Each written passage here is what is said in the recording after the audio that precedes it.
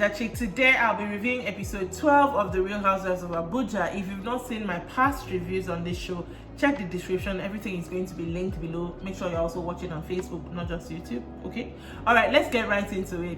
So episode 12 opens up with the ladies still on the boat. Remember, they are in Cape Town, South Africa, and they're just having fun. Even everybody's confessional was like, okay, the ice was breaking compared to their dinner the previous night where everybody was tensioned, but everything was just cool. They were talking, they were laughing, they were playing games, and yeah, it was just generally a fun trip. I got to say though, that boat was still very, very small. I mean, I mentioned this in my past review. It was very small, and even Comfort was complaining about the fact that they got burgers and chips to eat on a boat.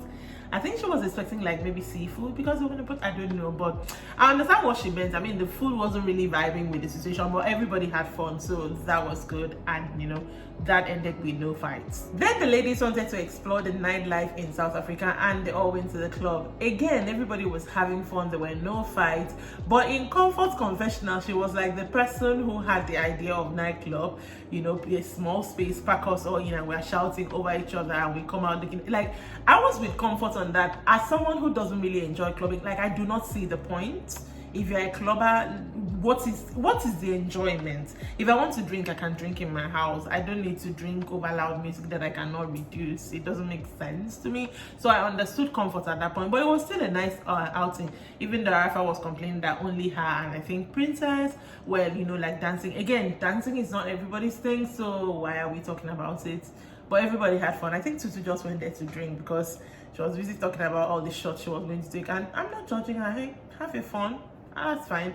And that outing ended on a good note as well. Then Arafa took them to this restaurant called The Cave. They had to like go down. It was quite like by the water side. Comfort was complaining about the steps and how, you know, she had to eat when she climbed up again. But again, they had a nice experience at the restaurant. Tutu Pai, apparently, when they went to the club, she did not come back to the house again, so she did not have this experience. And then they started playing games, and they played taboo. And everybody was saying their own taboos, you know, something they're thinking in their minds, not that they would necessarily do it. And here comes Miss Samantha saying 5-some, that a threesome is too regular. I'm like, Sammy girl. But, you know, whatever. It's her own taboo. Everybody said their stuff. And OJ revealed the fact that she is a virgin. And I'm like, okay, first of all, how old is she? She said something about the fact that when she was 38 is when she started like craving. And I'm like, okay, I think OJ should be, maybe she's in her mid-40s or something. And honestly, kudos to her. I mean, that's commendable, right? I think it's commendable. She said she's waiting. She's keeping herself pure. She's waiting till she gets married. So yeah, kudos to her. But every other person on the table were very surprised to hear that. Next, Arafa took them to wine country, to this place to like experience like food. They had to be blindfolded to eat and then drink different wines they had on display there. I loved this experience for them, and in their confessionals, everybody was like, that's an experience that they've ticked off their bucket list. It was something very, very, you know, I think it was something very pleasing to all your senses, basically, even though people like Tutu were picking on the blindfold to see what they were actually eating, which again, I understand with her. I would pick too, definitely. I want to see the color of the food. But yeah, they had a nice experience. So far, it was looking like Arafa's hosting abilities are, in terms of everybody being in unity, is giving a 10/10 because they do not get together, they do not get along like this for this long stretch of time. So that was really cool. Then they head back to their villa, and Princess calls out OJ to speak with her. They've not had like a one-on-one since her listening party where Princess was, you know, really kind of attacking her. So Princess of course apologizes, and OJ didn't even waste time. She was like, apology accepted. And then they started talking about Tutu Pai, some things that OJ revealed, some things Tutu had told her prior to the listening party, that was telling her that the girls had gathered and spoken about her. No one is going to come to your listening party. And Princess told her there and then nobody gathered. At least she knows she didn't gather. That whatever happened, Tutu must have been the, you know, orchestrator of everything. And in previous episodes before her listening party, Tutu was the one who kept saying OJ is not going to show up in Lagos. There's going to be no listening party. This girl doesn't have song. So I am inclined to believe Princess here. Princess also explained the whole when they were at her Arabian Nights event, and Tutu called her side and was talking about her house, the fact that she participated in that conversation with Tutu Pie is something she really regretted, and she was just telling OJ that. And OJ was like, that's her house. She, unfortunately for her, it's not a place she is borrowing to live, that's actually her house, in fact her fourth house. And they just had a nice conversation. Then came their final get together for this episode, and they went to a casino. Everybody was dressed on theme. Even Tutu Pie was saying in her confessional, like, take note, Samantha, this is what a bond party is supposed to be like. I mean, you're at a casino, it's assumed you're going to be gambling with money, you know, it's really giving like the Bond girl theme, you know, vibe that she wanted to go way back in her birthday in episode 1. So anyway, everybody is seated, and you know, the person who is supposed to, they're trying to learn how to play baccarat, and the person is putting them through. And Tutu starts a conversation that she wants to talk about the first night that she walked out on all of them at dinner. First of all, she's sorry to everyone for walking out, that was disrespectful of her.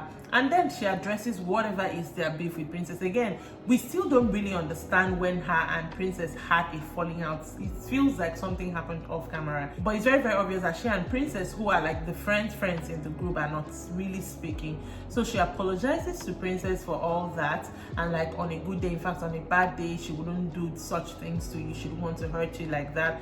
And Princess kind of got emotional. But as she was getting emotional in her confessional, she was saying things like, all these ladies are hypocritical, OJ is in this side trying to foil it, Comfort is pinching me, that I do not know what she wanted them to do, because everybody kind of like gathered and kind of like comforted her while you crying. When Princess was crying and everybody was just like gathering to her, trying to comfort her, Samantha was still on her seat, just like looking. And in her confessional, my girl was like, I honestly don't understand what is happening here. And I was laughing because I honestly, with Samantha, the way she says the funniest things with a very straight face, like the girl did not move, she was just sitting looking. And in true form, she doesn't know why you are crying. She doesn't understand why she should come and be doing comfort. So I really understand with her. Anyways, the mood was a bit somber and all that. And OJ, with all good intentions, I want to think, trying to, you know, lift everybody's spirit, she's like, but Princess and Samantha, they're like cat and dog. I mean, they're 2 cats and 2 dogs. And everybody's like, that's not how you try to salvage the situation, because that led to Princess now saying, oh, Samantha, you are too defensive. You do get too defensive at times. And she's like, yes, because I do not tolerate any excesses from anybody. I'm like, yeah, you go tell them. Before you know what is going on, Rafa all over there is telling her, shut up, Samantha. And she's like, why are you... Samantha actually raised her voice. I was like, why are you telling me to shut up? Yes, she is not going to tolerate excesses from anybody. That the group in general, they feel like because someone is quiet, that person is stupid. That the fact that she's quiet doesn't mean she doesn't know what is going on.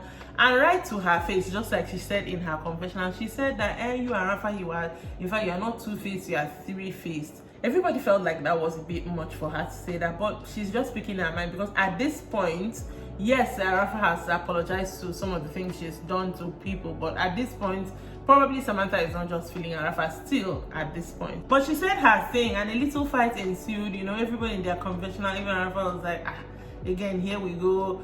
Comfort is like, here we go again. I mean, this is the first time they're arguing on this trip, aside from the dinner. This is the first time they're like arguing. My thing was, as they were talking, you know, the whole back and forth, the person was supposed to teach them baccarat did not excuse herself. Honestly, if I were that lady, I would have excused myself. Like, but at the same time, I can think that she's imagining what's the protocol here, because obviously you can see the cameras are filming. Do I leave? Do I stay? But it must have been the most awkward thing that she had to sit through, because that whole situation was awkward. And that is where the episode ended. I'm going to say, for the most part, this episode was a drama-free episode. Arafa's hosting experiences, she's taking them places and they're having good experiences. I am giving her a 10/10, aside from that small boats, but we shall not talk about it again. But yeah, let's see what will unfold if they're going to have an episode 13.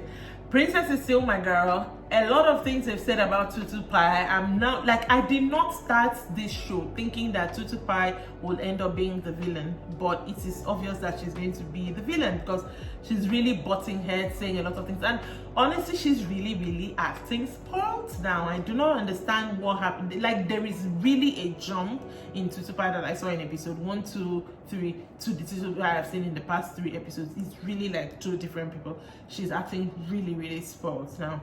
But yeah, That is it for me with the Ladies of Abuja. Let me know if you're following this show in real time on Showmax or you're following on my reviews, and let us chat it up. Make sure that you're subscribed to this channel and that you're sharing it with your friends, and make sure that you're also following me on Facebook. I am on Instagram, even though I don't really post there, but yeah, I am on Instagram with the same name, and I will see you some other time. Bye.